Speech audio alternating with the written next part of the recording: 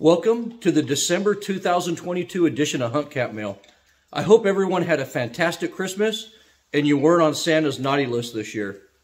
It's getting pretty damn cold out there, unless you live in Florida, and hopefully your hunting and fishing gear is holding up because this is a pretty brutal cold snap that's moved down through the United States in late December this year. And I've already done a couple hunts in the snow this month, and I just love this time of year. Well, I finally posted the 35 Whelen video that you've all been waiting for, and hopefully it satisfied the curiosity of people interested in that great cartridge. Because of that video, I now have 3 38.6 bots. Hopefully this Hunt Cap Mail swats away some of those 338.6 bots, because we'll discuss the 338.6 in depth in this video today. So throw a Yule log on the fire, spike the eggnog, and settle in for the last Hunt Cap Mail of 2022. Be warned, this is going to be a long one, and at the end of the video, we'll do our traditional year-end toast, so make sure you're ready for that. And our first question this month is from Wayne from Utah. Wayne wrote, I have some experience with Barnes TSXs and 270 Winchester. I took an antelope, mule deer, and cow elk with it. So my limited experience has been very good, but I sold that gun and have currently picked up a new rifle in 30-06. I was wondering if you wouldn't mind offering your input on selecting a Barnes bullet and what weight would work for those three animals. I'd prefer to use one bullet weight. I live in Utah now and don't have restrictions, but in the past, my past experience using Barnes, they've been the best bullet I've used. Also, I try to keep my hunting range based on keeping my bullet velocity between 2,000 and 2,200 feet per second and under 400 yards. I'm interested in the TTSX or possibly the LRX, but I'm struggling to figure out 150, 168, or 180 grains. Well, definitely, Wayne, get the 168 grain TTSX and be done with it. That's all the bullet you'll need. It's pretty much the Swiss Army knife of 30-06 bullets, in my opinion. It'll have enough power to easily kill an elk and shoot flat enough for those speed goats out on the prairie. In fact, it'll hit those antelope really hard without doing a lot of meat damage either. So if I go into the mountains with just one bullet, knowing I have a shot at deer, elk, wild boar, or black bear, that 168 grain TTSX has just never let me down. It's a great all-around bullet. I run my 168 grain 30-06 loads at about 2860 feet per second with H4350 and at about 2800 feet per second with IMR 4451, which they don't make anymore. But that's where my best powder nodes were with the 30-06 with the 168 grain TTSX. And our next question is from Ryan from Washington State. Ryan wrote, although I love those Gladiators and think they're nice and probably are the most off-road capable truck on the market, I'm surprised that you didn't get a Toyota. You seem like the type of person that enjoys more practical things, and I love my Tacoma for hunting. Well, Ryan, we actually spent over 6 months researching a new hunting rig. We looked at the new Bronco, the Toyotas, we looked at about everything. And the new Toyota 4Runners and Tacomas were off our list pretty fast. They lack the off-the-lot off-road capability of a Jeep and require too much money and time to meet our off-road capability standards. Basically, putting big tires on that Tacoma means a lot of cutting and hammering of the sheet metal and fenders. Also, the front IFS system on those trucks and steering on the Tacoma isn't really up to the task of using big tires in its stock form. So it requires a lot of expensive modifications, which the Gladiator Rubicon doesn't. And I also didn't like the factory gearing options on the Toyota compared to the Rubicon. The interior space is also pretty tight on those Toyotas, which I didn't like at all. And the back seat on those Tacomas is pretty much unusable. You know, I like a lot of room in an interior, and the Tacoma just felt horrible in that regard. You know, I felt like my head was almost hitting the roof in the Toyota, where I felt like I have about 5 or 6 inches of clearance in the Jeep. Visibility was also pretty poor with the Toyotas. You know, those dovetailed front ends on the Jeep Wrangler and Gladiator just give amazing visibility when you're trying to place tires on rocks or try to straddle a rut or something like that. And if you want to road hunt, taking the doors and top off a Jeep, make it the king of road hunting vehicles. You know, I also felt like that Taco V6 had noticeably less power than the Jeep V6.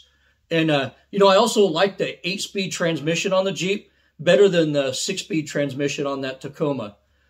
You know, Toyota probably has the slight edge in reliability these days, and Toyota definitely has the edge in customer service, but this rig was all about capability, versatility, and comfort, and the Jeep just had more of that from the factory. You know, I'll also mention that the Toyota Tacoma is made in Mexico, and the Jeep Gladiator is built by American hands in the state of Ohio. You know, I don't know if supporting the American worker is important to you, but it is to me. Our next question is from Trod. Trod didn't say where he was from, and I don't know if that's your rapper name or your given name, but I like it. Trod wrote, I watched your getting started and reloading video. One big unanswered question is, what do you seat your bullets at as sort of a default setting when you're doing powder node testing? And that's actually a great question. And you're right, Trod. I did fail to give you that detail in that video that I made. Determining starting overall length for load development can be easy or very difficult depending on the rifle. You know, it depends on the bullet and the limitations of the rifle itself, or a combination of both.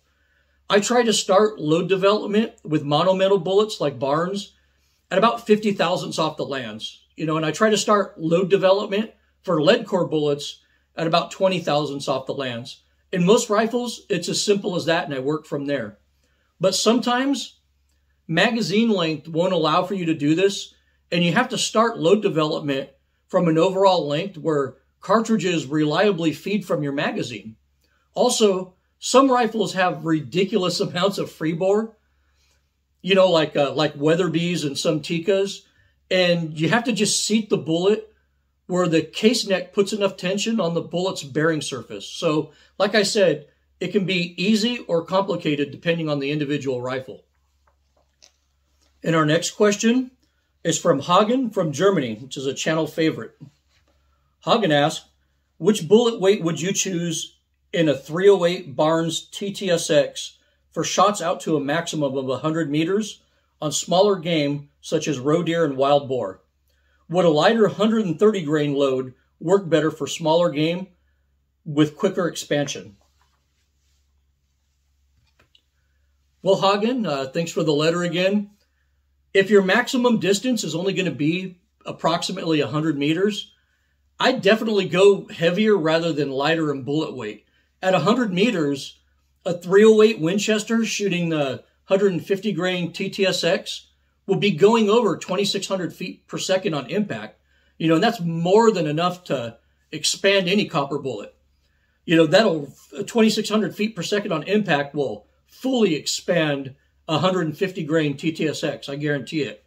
And even at 200 meters, that 150 grain TTSX is still going over 2,400 feet per second, and that bullet's going to fully expand too. I think for the 308 Winchester shooting a copper bullet, the 150 grainers are just the sweet spot for that cartridge. For a 30-06, of course, the 168 grain copper bullets are probably the sweet spot because you can get almost 200 feet per second extra velocity from the 30-06. So that's where I stand on that. I'd actually go heavier rather than lighter, Hagen.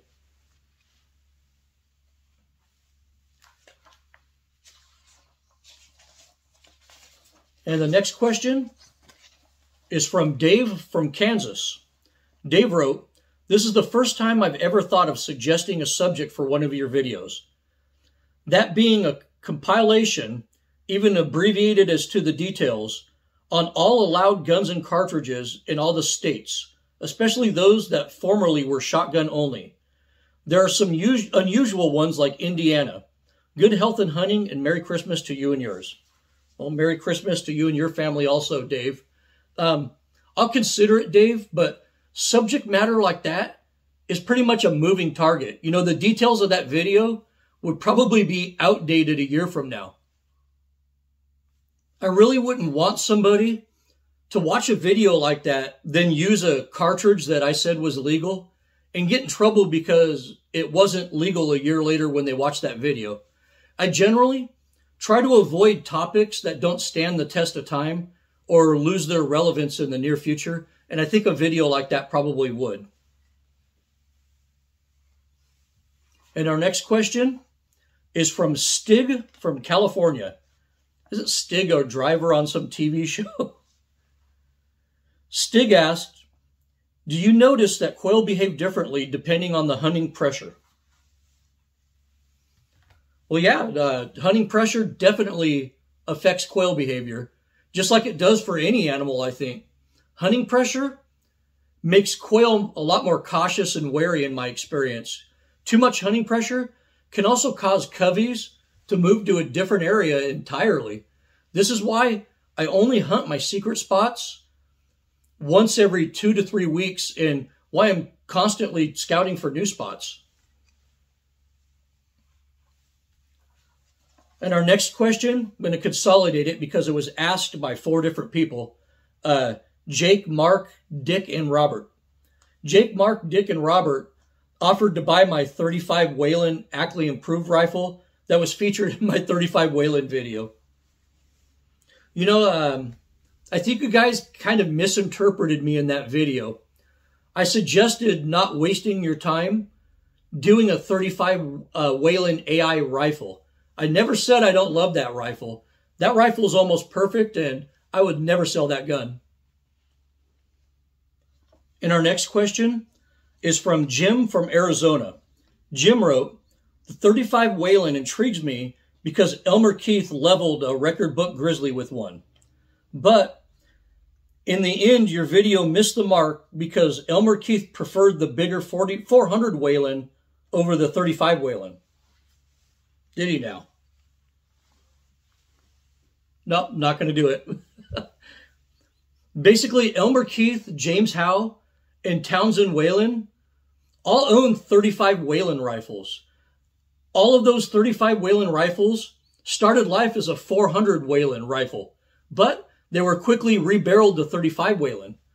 So since Elmer Keith, Townsend Whelen, and James Howe all rebarreled their 400 Whelens to 35 Whelens, they obviously didn't like the 400 Whelen as much as you think they did. Maybe it was because of headspace issues. I don't know, but I'm sorry, Jim. You're wrong on this one. Elmer Keith ditched his 400 Whelen barrel pretty fast and switched to a 35 Whelen. And our next question is from Mike. Mike didn't say where he was from. Mike wrote, just watched your vid on the Browning X-Bolt 25-06. I started to load my cheap new Savage Axis and could not find an overall length for the Barnes 100 grain TTSX, at least from the Barnes info online. I started my load at 3.150 inches. Hope you could steer me in the right direction. Yeah, you know, Barnes really needs to release a new reloading manual and update bullet information for the loads they have online too. They just haven't done it in years, and I'm not confident they'll ever do it, to tell you the truth. There's no info from Barnes on the 100 grain TTSX. You know, if you call Barnes, they'll try to give you this crap about using the same info as the regular TSX bullet. But we all know that the overall length, velocities, and load data is going to be different between those two bullets. But come on, Barnes, published an updated manual already. We're getting sick of waiting. But as a reloader, you really should be less concerned about Barnes' published overall length and more concerned with your starting loads with the TTSX and how it's going to fit within your gun and chamber and magazine. Basically, you ideally want to start your load development jumping that bullet 50 thousandths off the lands, and then you can make adjustments from there after you find a powder node. But remember, you're reloading your ammo to make it for a specific rifle. Cartridge overall length and powder are going to depend on what your specific barrel likes. So you can't really, in the end, you can't really go by the manual anyways. It just gives you a starting point. I always try to start my Barnes loads 50 thousandths off the lands if the magazine will allow it. And our next question is from Thomas from Athens, Georgia. Thomas wrote, I'm surprised you didn't mention the 338-06 in your 35 Whelen video. The 338-06 is superior because of high BC bullets, better velocity, and better energy. The 338-06 is the best bear caliber out east.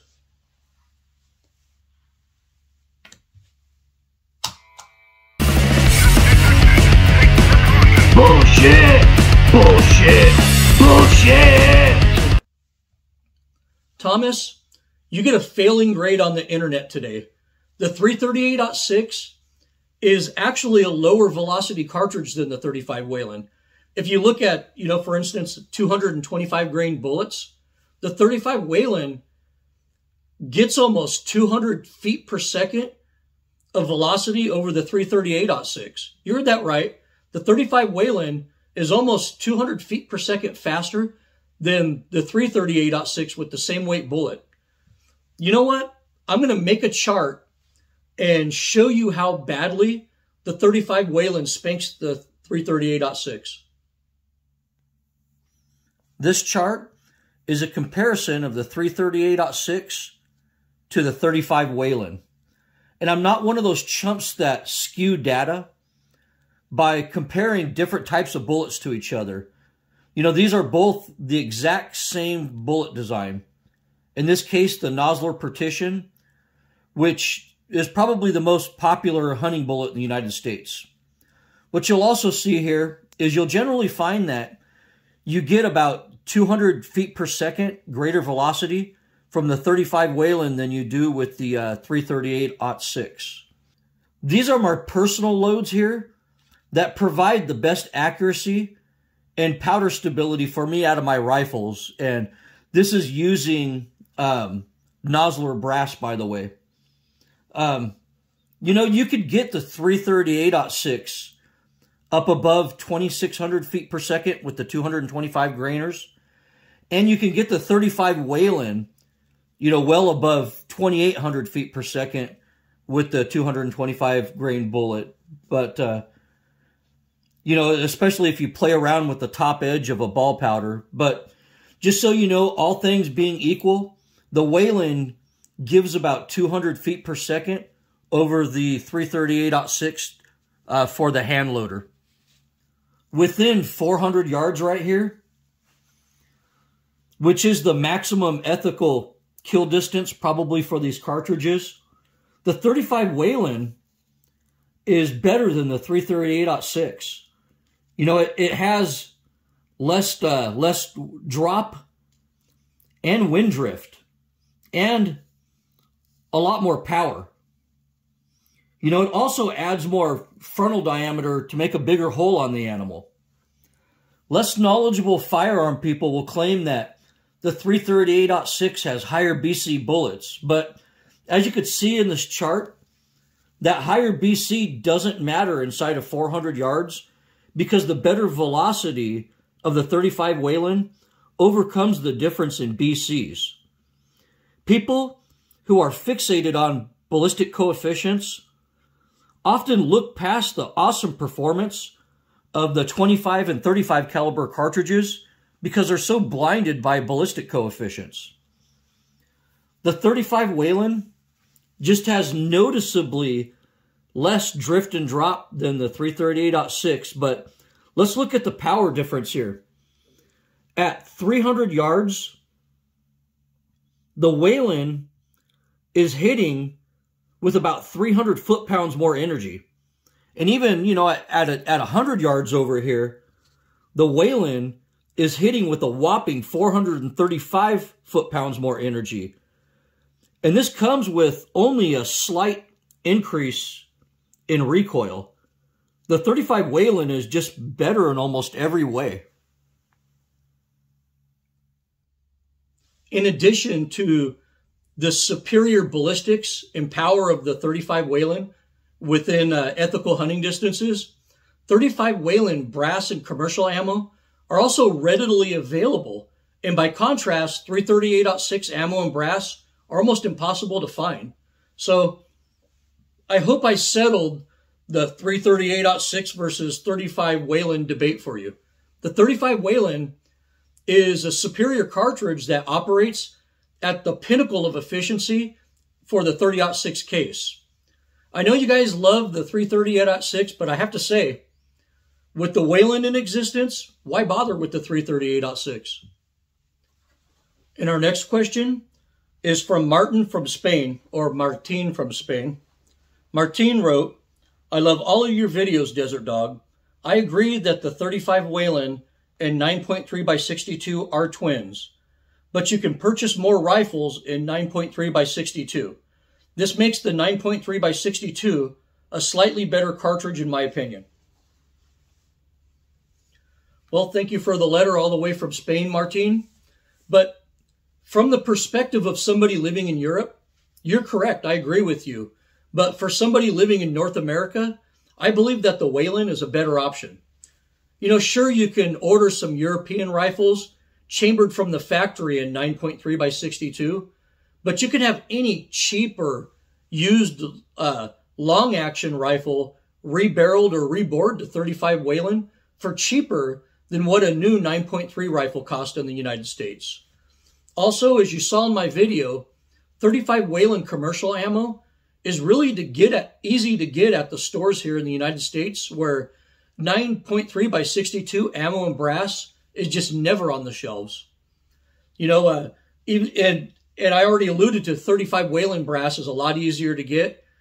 And when there's a brass shortage, seems like we have every election cycle here in the United States, when there's a brass shortage, you could just size up 30-06 brass, which is almost easy to obtain through every crisis we have.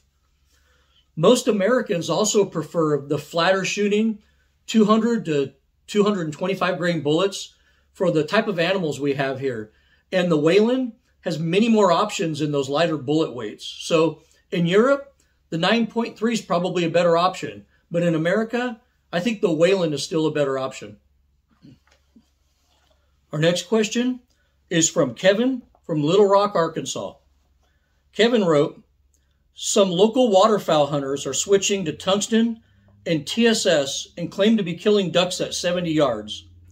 That stuff is very expensive, so I'm on the fence about spending that kind of money to shoot ducks at longer distances.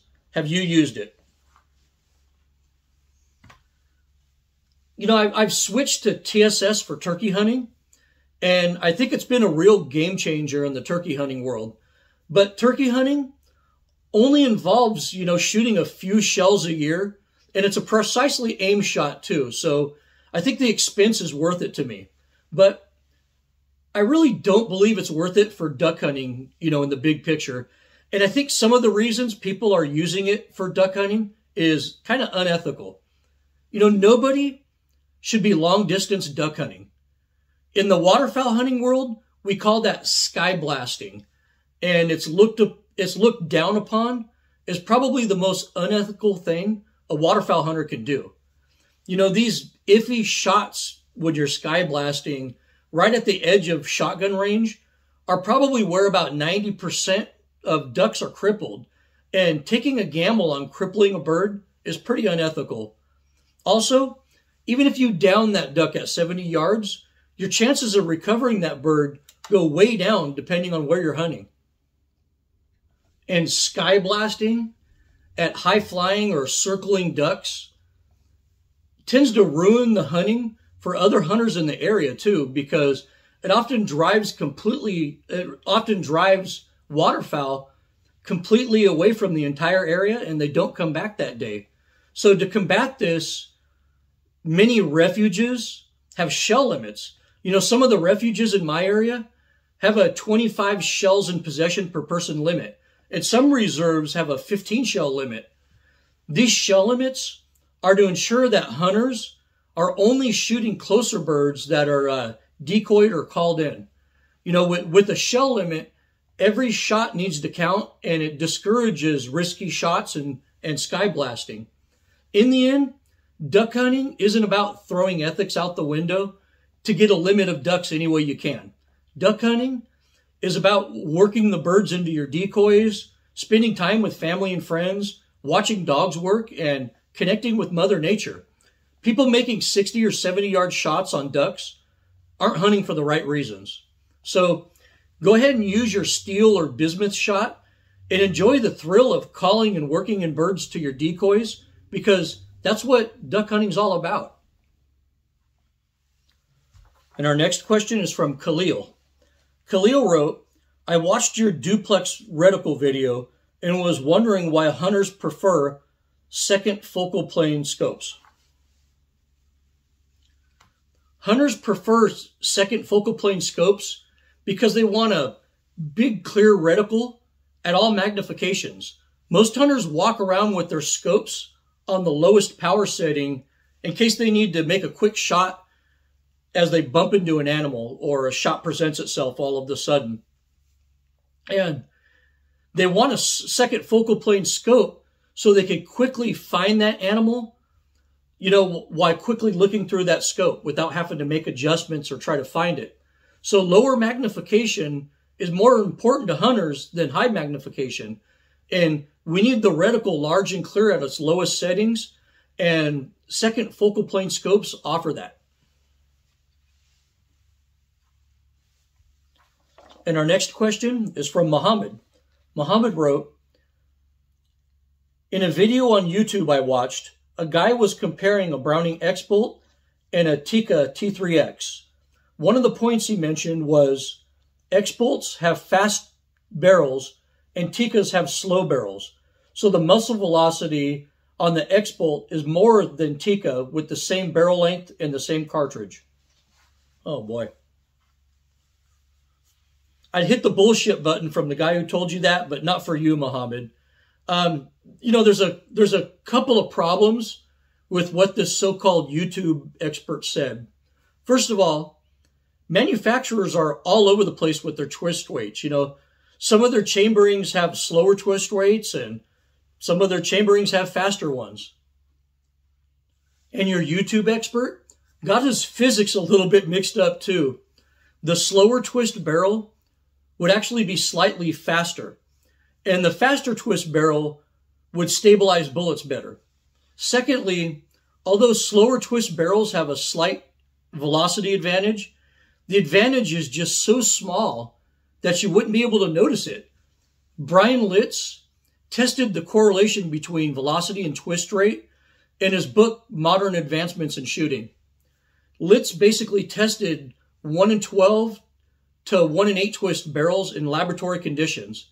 He found that muzzle velocity correlates to twist rate at a rate of approximately 1.3 feet per second per inch of twist. So velocity is reduced by about 5 feet per second if you go from a 1 in 12 twist to a 1 in 8 twist. So going down 1 or 2 inches of twist rate isn't even enough to notice and is barely even detectable by even the best laboratory equipment. So anyone claiming to be making real velocity gains through twist rate is just fooling themselves. And our next question is from Rick in Utah. Rick asked, I've recently gone to using copper bullets exclusively and have had great luck using Barnes LRX. Do you feel that when it comes to copper bullets, conventional ballistic wisdom changes? Well, absolutely I do, Rick. Concentrate on 2 attributes of a Barnes copper bullet versus a lead bullet. Number 1, they need more velocity to expand. And number 2, they have much better weight retention. This means that they need to impact faster than a lead bullet, but they're going to penetrate much better than a heavier lead bullet. So with bullets like a Barnes bullet, you probably should step down in bullet weight. And our next question is from Ted from Great Falls, Montana. Ted wrote, I watched your long-range hunting video, which also prompted me to watch your hunting ethics video. Both videos were well done. They made me watch the most popular hunting celebrities from a different perspective. I've watched Ron Spomer preach against long-range hunting for years, then shoot a buck at 800 yards to get likes and subscribers. I watched Keith Warren talk about ethics and realized that he has none. And finally, the whole hunting industry is trying to push hunters into unethical hunting to sell products. The current hunting culture seems to be directed by hypocrites. In Montana, we're getting sick of it, and we take the wounding and disrespect of our state wildlife seriously. Why are we giving the hypocrites in our own ranks the money and power to hijack our hunting heritage? That's a good letter and a fair question, Ted. But it's not just the mainstream hunting industry that might be rife with hypocrisy. Every large group that represents something is going to be riddled with hypocrisy. It's the nature of human beings that when we form groups based off of an ideology, we become inconsistent with our own values. Or phrased better, groups become inconsistent with individual values. You know, Republicans were for the Patriot Act when Bush passed it, but were against it when Obama renewed it. You know, the gay community voted for Obama and hated John McCain, even though Obama was against gay marriage and McCain was for it. You know, women's rights groups, support Bill Clinton, even though they know he's the world's biggest womanizer. You know, black voters overwhelmingly voted for a guy that was a KKK member.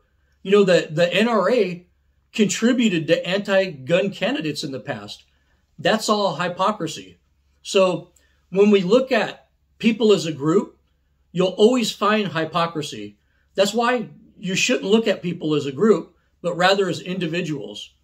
Individuals can be consistent, and I know a lot of them. By contrast, almost all groups are inconsistent because it only takes one person to screw it all up.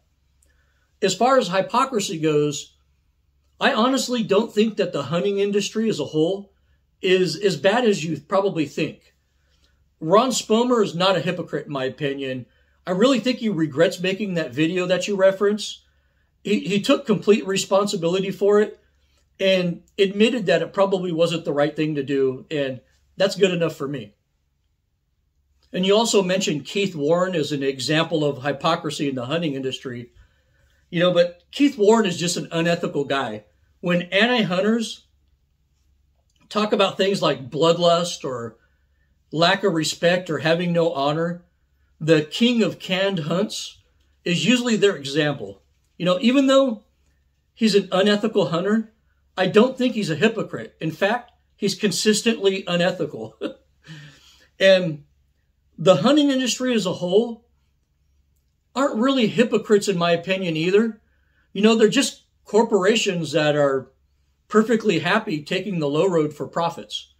Rather than use the word hypocrites to describe the hunting industry, maybe we need to use a phrase like disconnected from ethical behavior. I think that would be more appropriate. And our next question is from Matthew from the UK.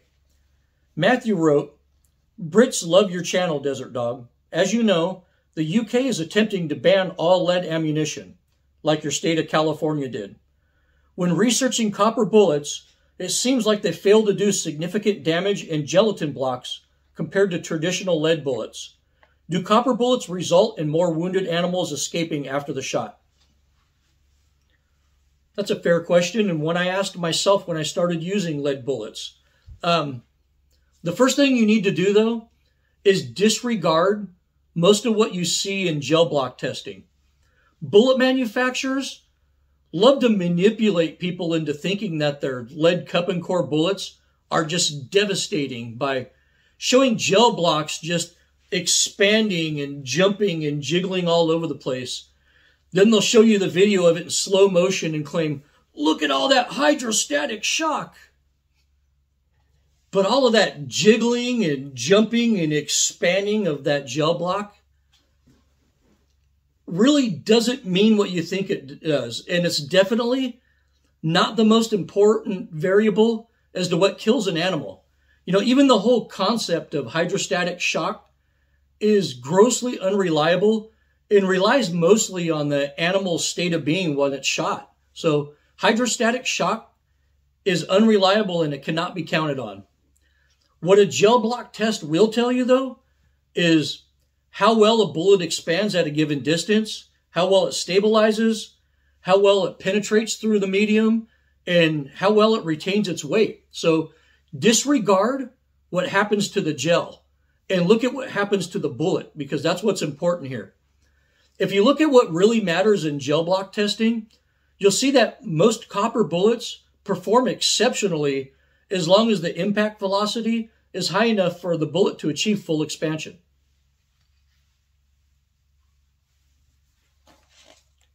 And our next question is from Obi-Wan. Obi-Wan, you're my only hope. Obi-Wan wrote, I bought a Leupold VX3i before COVID and mounted it on my Kimber in 7mm 08. When at the range, I noticed my reticle lines, which are German number 4, were larger than what I saw on Leupold's website. I chose this reticle because my eyes focus fast onto the crosshair, but it covers most of the target at 200 yards. Leupold's custom shop is still closed, and I'm stuck with this great scope, but with a short-range reticle. Would you put this scope on another rifle? It's a great question, Obi-Wan. If you watched my duplex reticle video, you saw me state this. Leupold's duplex has thick lines that aren't too thick, like the German reticles were, and you know, that might block part of your view. And the thin lines weren't too thin, where they're hard or almost impossible to see in low light or against a wooded background. It's just the perfect reticle for hunting. Your number 4 reticle is suited for shooting moving targets at short distances on driven hunts, like what is common in most of Europe. In my opinion, the standard duplex reticle is many times better than the German reticles, especially for what we do in North America. You know, you can sell it, but I think the VX3i might have been discontinued, so resale value might not be very high on that because most of the scopes went to HD glass. But that reticle might be a good fit for something like a leather gun, like a lever gun too. I wouldn't hesitate to put that on my 30-30. But always try a reticle outside and in low light before selecting it for hunting. You know, I've never looked through a number 4 German reticle that I really liked. I just think for what we do, hunting within ethical hunting distances, you know, under 300-400 yards, the standard Leupold duplex is just hard to beat, you know, and my scope with a duplex reticle in it will do the Kessel run in less than 12 parsecs.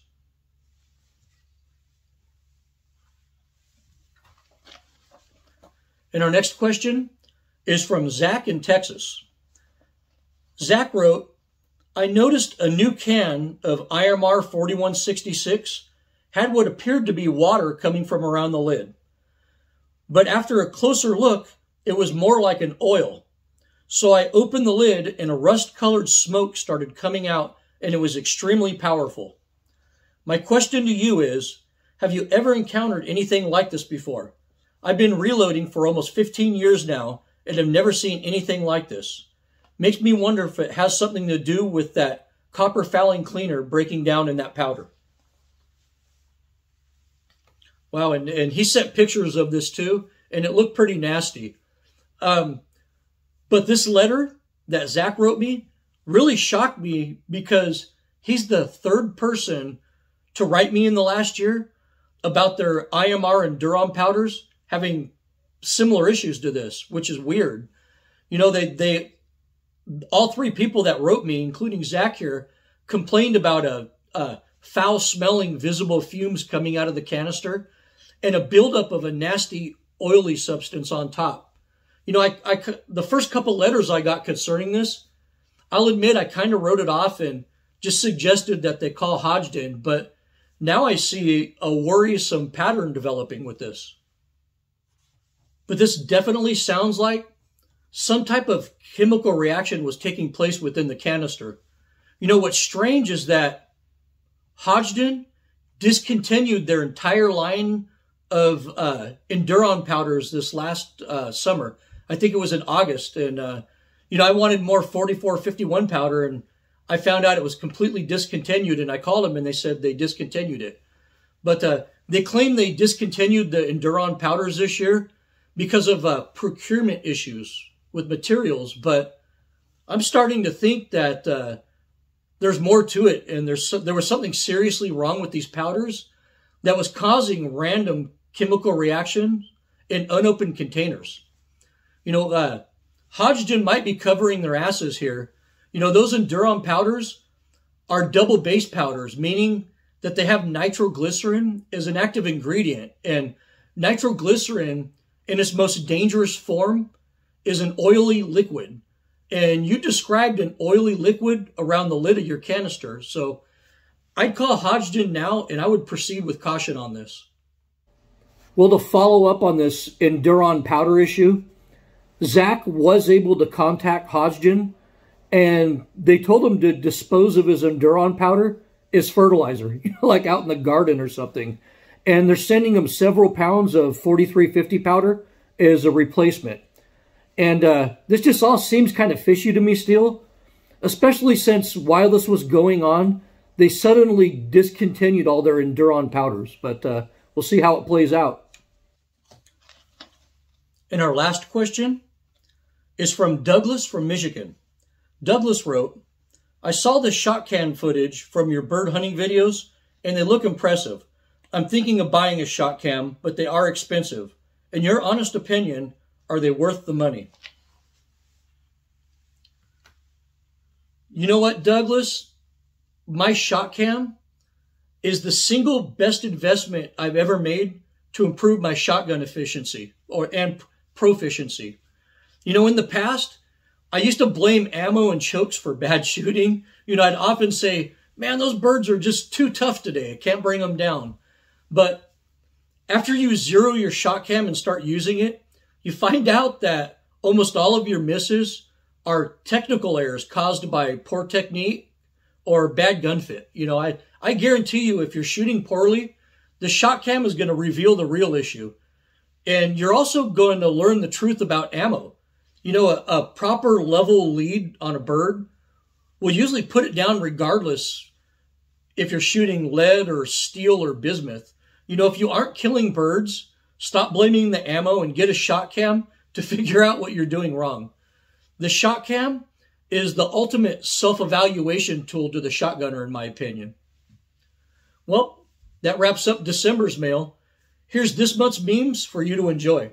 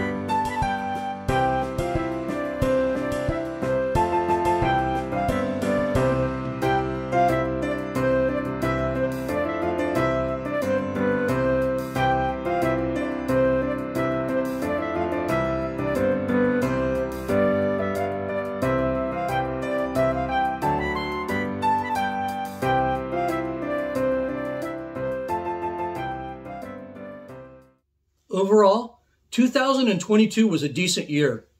You know, I did a lot of personal soul searching and got through the worst of the grieving stages of last year's just devastating tragedy in my life.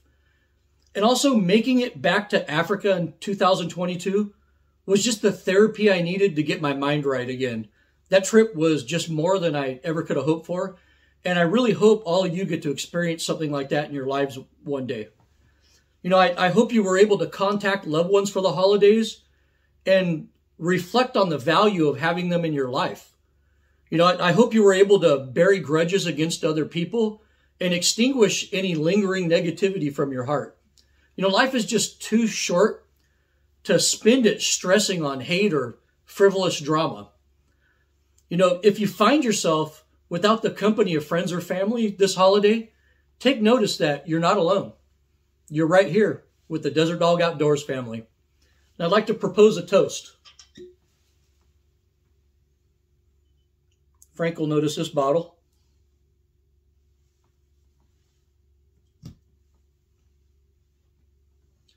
To health, happiness, and a brighter future. To tight lines and a full freezer. To memorable days in the field and on the water. And to all of those we've lost and will be reunited with again one day. Cheers. And by the way, this delicious 23-year-old Tacoma rum is courtesy of one of my favorite viewers, Frank from Florida. Merry Christmas to you and your family, Frank. And lastly, I want to thank all of my subscribers for their support and viewership. This channel and my viewers were the mental therapy I needed to get through the last year and a half of my life. You know, nothing will take your mind out of a bad place like a conversation about H4350. And I want to thank you all for that. You can reach me with any questions or comments at desertdogoutdoors@gmail.com. Please enjoy your holidays and be safe. And once again, thank you for watching and good hunting.